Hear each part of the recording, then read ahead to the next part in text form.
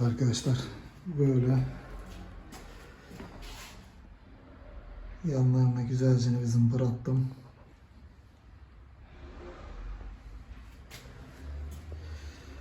Burası kapı kilidi.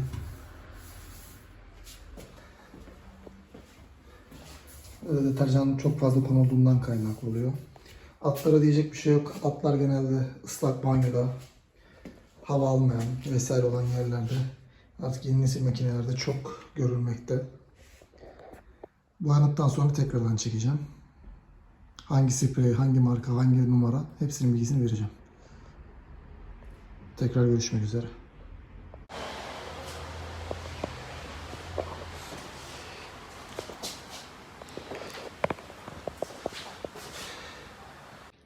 Evet arkadaşlar, Akçalı beyaz sprey boya 301 numara. En çok beyaz eşyada boyanan rakam beyaz boyadır. Aklınızda bulunsun. Şimdi boyama aşamasına geçiyorum.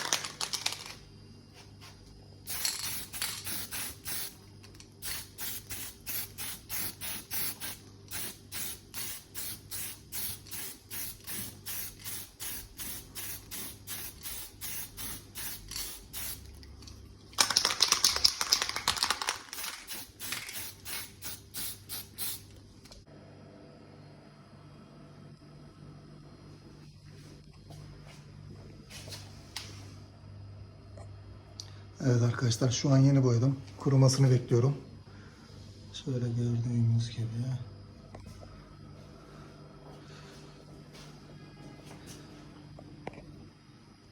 Şurada bir kusurum var. Biraz fazla sprey sıktım. Şurayı görüyorsunuz. Ama da yapacak bir şey yok. Oraya ellersem daha da kötü olabilir. O yüzden çok fazla girmiyorum. O da nazarlı olsun.